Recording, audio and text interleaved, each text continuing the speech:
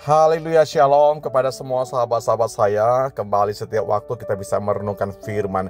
Saya percaya kalau landasan kehidupan kita adalah firman, kita menjadi bangunan yang kuat, kita menjadi pribadi yang dikuatkan, diteguhkan, bahkan berdiri kuat di atas kebenaran firman. Dan hari ini kita masih melihat dari Amsal pasal 10. Saya tertarik melihat ayat yang ke-31 dan juga 32. Bagaimana bunyi firman Allah berkata begini, bahwa mulut orang benar mengeluarkan hikmat, tetapi lidah bercabang akan dikerat. Bibir orang benar tahu akan hal yang menyenangkan, tetapi mulut orang fasik hanya tahu tipu muslihat. Sahabat-sahabat saya, Alkitab berkata bahwa dari mulut ini akan keluar hal-hal yang baik juga hal-hal yang buruk. Ya, tentunya hal yang baik yang diharapkan terjadi, hal yang buruk yang kita coba hindari.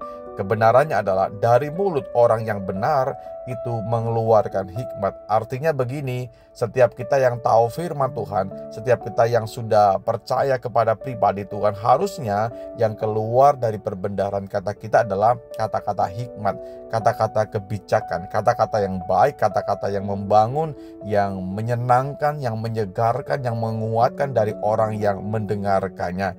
Tapi seberapa banyak di antara kita seringkali hal kebalikan yang terjadi karena kita dalam kondisi emosi, dalam kondisi marah, dalam kondisi mungkin dalam pikiran-pikiran yang buntu, sehingga kata-kata kita bukan kata-kata yang menguatkan, tapi penuh dengan tipu muslihat, penuh dengan kebencian, penuh dengan anarki dan seterusnya.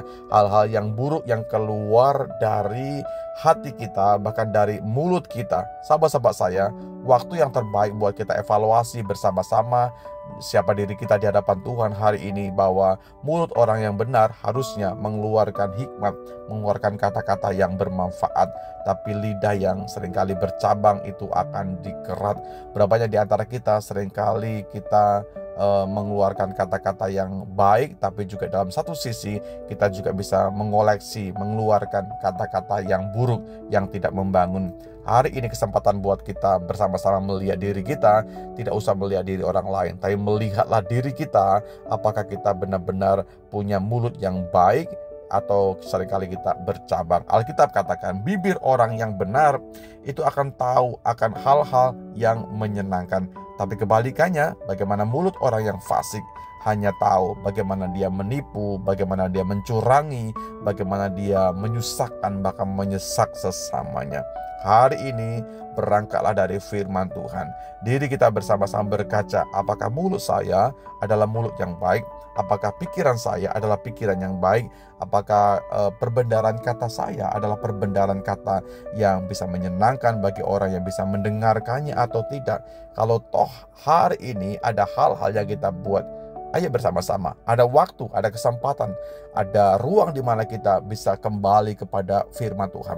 Kita minta ampun kepada Tuhan, kita minta kemurahan Tuhan bekerja dalam hati setiap kita. Tuhan, ampuni saya, ampuni perkataanku, ampuni hatiku, ampuni juga pikiranku yang seringkali keliru bahkan melenceng daripada firman Tuhan. Nah, sahabat-sahabat saya, ketika dalam hidup kita ada evaluasi bersama-sama, saya percaya Tuhan akan memberikan kemampuan, kesanggupan yang lebih lagi untuk kita berpijak dari sesuatu yang buruk menjadi sesuatu yang lebih baik lagi.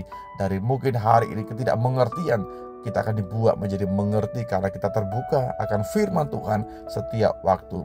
Kiranya dua ayat ini memberikan satu spirit yang baru buat kita, semangat yang baru buat kita, bahkan memberikan inspirasi yang terbaik buat kita, bahwa hari ini kita akan bersama-sama berkata yang baik, yang benar, yang mengeluarkan hikmat, yang mengeluarkan kata-kata kebajikan bagi siapapun yang mendengarkannya.